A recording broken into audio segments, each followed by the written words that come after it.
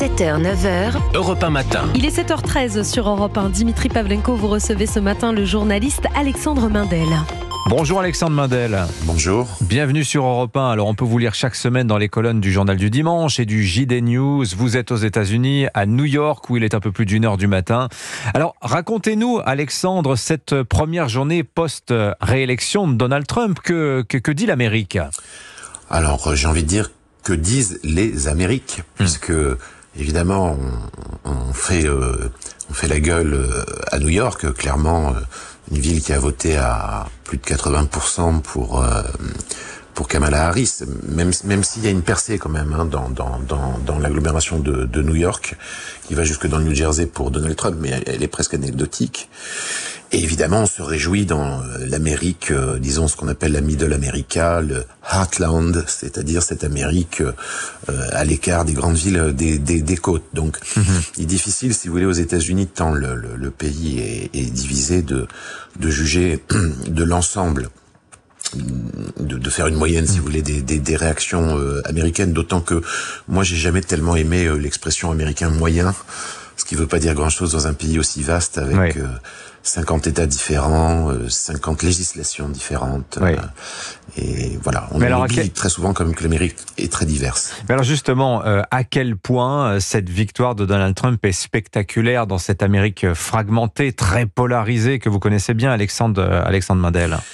Elle est spectaculaire du point de vue, d'abord, je dirais qu'encore une fois, les sondages, sans s'être tout à fait plantés, parce que c'est vrai qu'on reste encore c'est-à-dire qu'on est dans la marge d'erreur qui était peut-être la plus favorable à Trump, mais tout de même, ils avaient sous-estimé ce comeback de Trump. Pour l'instant, même si tous les ballots, les bulletins n'ont pas encore été, l'expression n'est pas dépouillée aux États-Unis puisqu'il s'agit de machines qui lisent les bulletins. Pour l'instant, la véritable victoire, moi je pense la plus spectaculaire de Trump, c'est qu'il remporte le vote populaire. Oui. C'est tout à fait extraordinaire. Ça n'était pas arrivé depuis 20 ans pour un républicain, c'est-à-dire depuis George Bush c'était contre John Kerry en 2004.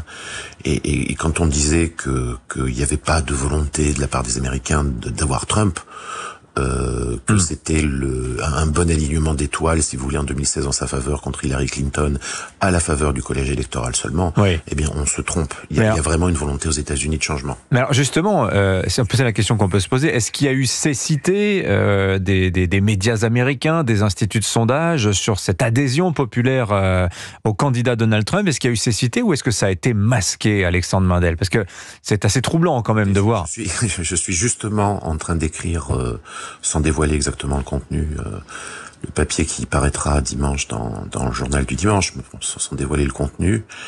Je pense qu'il y a toujours de la part des médias et des universitaires américains une sorte de mépris, de méconnaissance réellement de cette Amérique loin des grandes villes. Ouais.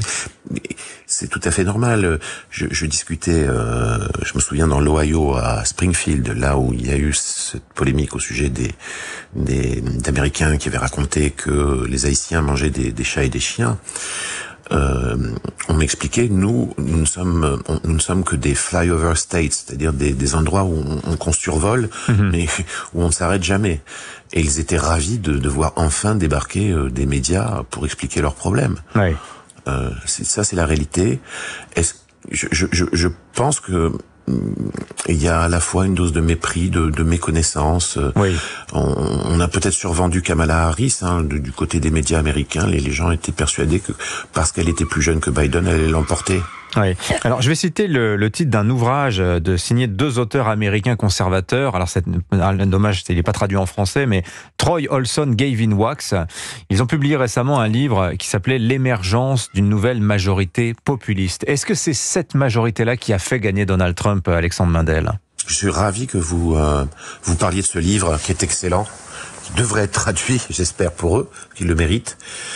Est-ce que c'est cette... Oui, il y a une majorité populiste aux États-Unis, vous avez tout à fait raison, qui se dessine, et je pense que c'est l'alliance, si vous voulez, des conservateurs. Il y a en réalité cette espèce d'alliance des droites dont rêve la droite française a lieu déjà aux États-Unis, entre des conservateurs, disons, anti-gouvernement, plutôt contre les taxes, et puis ces classes populaires qui, dans le passé, votaient pour les démocrates.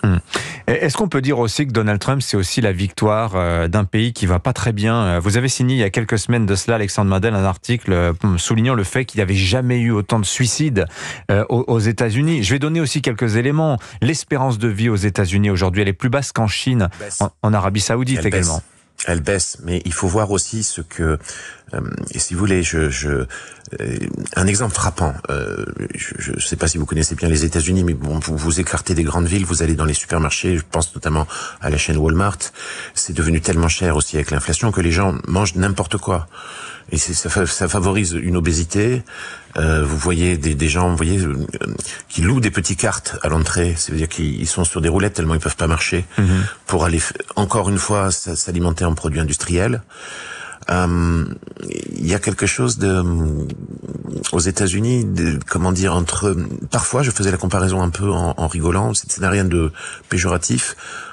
Plus je vais à l'intérieur des terres, plus je me dis, mais parfois on prendrait une caméra, on aurait l'impression, si vous voulez, tellement les gens sont malheureux d'être en RDA à la fin des années 80. C'est vraiment, il y a ça. Ouais. Des gens qui ont à faire le choix entre acheter de l'épicerie, des produits d'épicerie ou de la pharmacie, parce que les soins ici sont très chers. 10% des Américains ne sont pas assurés socialement. Et quand vous n'êtes pas assuré socialement, ça ne veut pas dire nécessairement que vous ne travaillez pas. Vous pouvez travailler, mais comme vos revenus sont pas assez importants, vous faites le choix de ne pas vous assurer socialement. Et si vous arrive une tuile, ça m'était arrivé il y a 4 ans, j'avais été hospitalisé aux États-Unis pendant 3 jours. Moi, j'étais assuré, mais j'avais vu la facture, 3 jours d'hospitalisation avaient coûté $28 000. Oui. Donc, et il faut savoir que 40% des Américains n'ont pas $1 000 de côté pour faire face à des dépenses imprévues. Voilà, 40% des Américains. C'est ça aussi la première puissance économique mondiale et c'est aussi l'un des ressorts de la victoire de Donald Trump. Merci Alexandre Mandel. Merci à vous. Et on vous lira dans les colonnes du journal du dimanche ce week-end. Merci à vous.